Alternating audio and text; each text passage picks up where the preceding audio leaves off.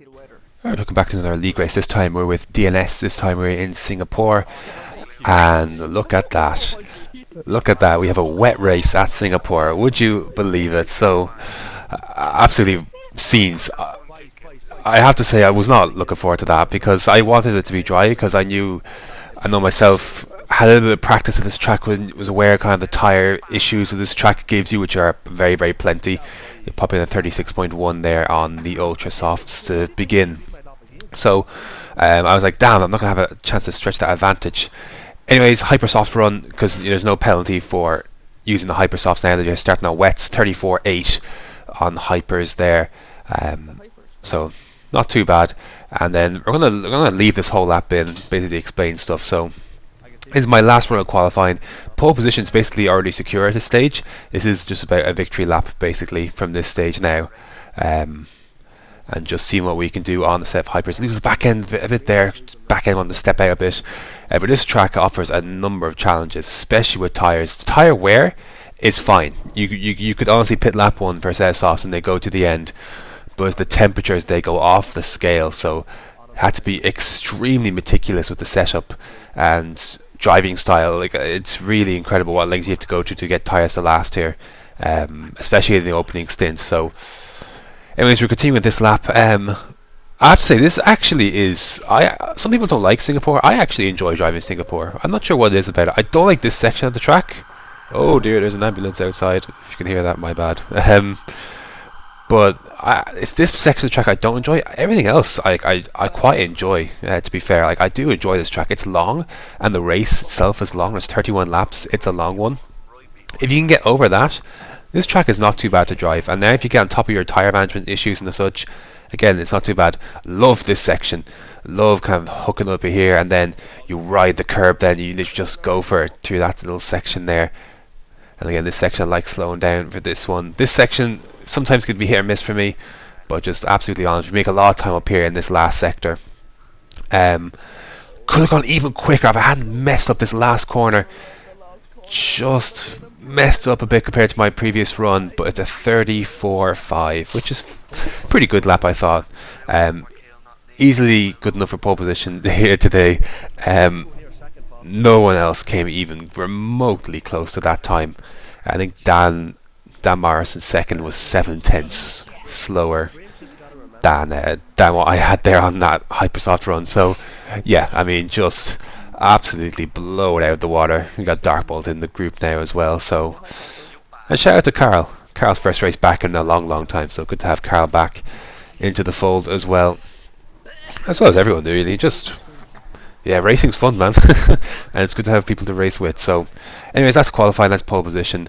The race, heavy rain, but it is intermediate. So they want me to make a stop on lap 10. Now obviously now it's going to dry out at some point. You can see there on the map it is going to dry out at some point. Had I paid more attention to that little graphic where it has the little 6 tiles, maybe I would have done a bit more, done things different. But we are 5 lights and we are away. Extremely tentative start. Obviously just trying to feel for the conditions. Arguably these tyres are not suited to this track in terms of can't be too far away from full wets, to be honest. It is heavy rain, so the tyres are a little bit out of their depth, I think, to begin, but just trying to coast away, just kind of short shift, really feel the conditions in the car, how it's responding. I'll start with low fuel, only start with about half a lap, 0.45 of fuel, so I want to run low, so I'll be running lean, I'll be running medium and such through the corners as well, as much as I can, just kind of, because I don't know how these inters actually, in terms of their wear or their temperatures, so I was very cautious of that, and just trying to tiptoe my way around, just trying to get a feel for the conditions. I have track position, so I'm just, yeah, it is, this opening stint is literally just about, these opening laps are just about feeling the car, feeling the conditions, and just getting into some sort of rhythm. And I think everyone was tentative at the start, but as kind of the race went on in the wet, the stint, I think confidence grew, but just about nailing certain parts of the track. This part of the track you have to nail in particular. You can see there, time and time again, just like I did there, I was able to pull away on that straight, and that really helped in case anyone wanted to make an overtake. They weren't close enough. Head on to lap 5, kind of things are kind of a 1.3 second lead, just set the fastest lap of the race there. Again, tentative stuff. It is me, Darkbolt and Dan. We've kind of pulled away from the rest of the field as they've all run into their issues. Lap 6 then, Dan sets the fastest lap considerably as well. 0.6 of a second is the gap. He was close behind, was Dan, and I think if he was ahead in the wet conditions he would have pulled away, but track position obviously is key, and I was able to keep myself in the right spots heading out of the main straight, heading into out of that hairpin, heading down that first DRS straight that obviously isn't activated. All the areas where you would need to, where you'd be close enough, the only places to make an overtake, I was able to stretch out enough so that no one was close enough to me to make an overtake. They weren't close to me. Lap 10 now, you can see the track is starting to dry out somewhat. Mercandies is up ahead. He's taking the plunge early on dry tyres, just absolutely struggling. Hits the wall, hits all across into the track. Almost hits me, but does collect Dan, and that puts a yellow wing on Dan. And Dan was close to me. I think he was just about to set up with the hot lap as well, he was saying, but that halted his charge absolutely. And you can see the tyre wear there. It's not, look at the front compared to the rear, like it's mad. But with the wing damage that Dan got, I allowed me to run lean and low ERS and such. Literally that lap 13, the track, literally as I went past the pits, the track switched to the dries. Basically, it's time to switch. You see Darkbull there wasn't third. He took the plunge early onto softs, and this shows you how wrong it goes when you take the wrong tyre. Oh, sorry, this is a lap, sorry. Lap 13. Just now, Jeff comes across the radio and said there's a new strategy. So, DRS still has not been enabled, but even so, that was annoying because it's like that would have been the perfect time to switch. And so we do switch this lap, though, lap 14. So, again, tyres went quite away, and I was quite worried because the tyres were at 70-odd% on the rears. Again, look at that, compared to the fronts, like, that's mad. So, Jeff wanted me to pit on lap 10. I'm glad I didn't, but any longer, and we could have been in, like, honestly, one lap longer, and we could have been in serious trouble for a puncture. Soft tyres until the end, fairly. Again, these softs are good. Obviously, the compounds here are hypers, ultras, softs. They skip the supers. So, but this is a good set of tyres, and these will easily go to the end. Lap 15, just again look at the gap come out. We've just come out the pit, still getting the feel for the conditions. 10 seconds is the advantage to Dan, and in my mind, even though he was behind in the wing damage, I wanted to keep going. I wanted to kind of stamp my authority on this race and show that even though you had wing damage and such, I still would have been quicker regardless. It's kind of the competitive nature in me to do it. So we set the fastest lap there on lap 17, and then on lap 18 onto 19 again, setting the fast lap 41.2. So continue to stretch out the lead as well. I was kind of tentative at first, as Dan actually sets the fastest lap there. I was tentative at first at the beginning, but yeah, I mean, just confidence grew and grew and grew the further stint went in. Lap 26 again, you can see the gap.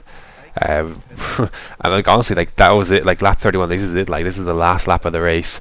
I had been saving. Dan had been basically doing a hot lap, off lap, hot lap, off lap. And I was like, last lap, okay, let me save some ERS and some fuel, and I'm going to try to go for the fastest lap on the last lap. So the gap is 11 seconds. You can see I had a little bit of a moment there coming out of turn. I think it was turn 3, but regardless, I'm going to stick with it. We're going to stick with this final lap. And Dan had done a 39.999, I believe. So I wanted to beat that. And the first sector again didn't go purple at that moment out of the first sector, but second sector is where I think I excel. I think the pace advantage I had in the second sector throughout this race and qualifying was big. So, which protected me in some spots for sure. But this again, never getting through this section. Downshift to second actually took up pretty nicely, to be fair, and down towards the hairpin again, the full throttle. Obviously, this is risky going for the fastest lap on the last lap and in the lead when you've got absolute between here and Northern Ireland between myself and Dan. But purple sector 2, I'm thinking, ooh, could this still be on? Because I kind of thought the lap had kind of gone after that turn 3. But we're going to continue on through this section, my favourite section of the track, really, just absolutely on the rails, hook it in. Tyres again, absolute dream, and the wear was not bad at all, but the temperatures were good to last me this race. Coming through then the final sector. We're going to win the race, and that's a big result. But can we set the fastest lap as well? Nice last corner. Booyah! 39.8. And that is the race win. That is the fastest lap. That is the clean sweep. So happy days indeed. Adam finished third in the end, so fair play to him. We missed Scuba, obviously. It would have been interesting where he would have hooked up as well on a pad or in Singapore. I think the wheel has a significant... well, I think it definitely has an advantage for sure. Significant, probably, but I'm not too sure. Relatively speaking, not too sure. So, but that's a big time result. I am very happy with that. I thought I drove that race really well. It was a long race, man. 56 minutes that race took in the end. It was a long old slog, even for me. But I was really happy with how I performed. The consistency I thought was really good. Again, picking up no penalties as well. That's what's up. Only 5 finishers. Fair play to Archie as well for not picking up a penalty as well. A lap down.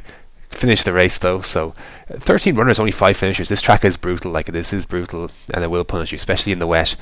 I just wanted to get a quick look at the lap times. Again, I really enjoyed that soft tyre. Consistency kind of was up and down sometimes, but really enjoyed it. Thought it was absolutely great.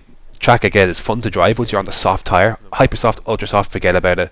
It is just about tyre management. But happy days indeed, and that's going to do it for round number 13, I believe, of DNS.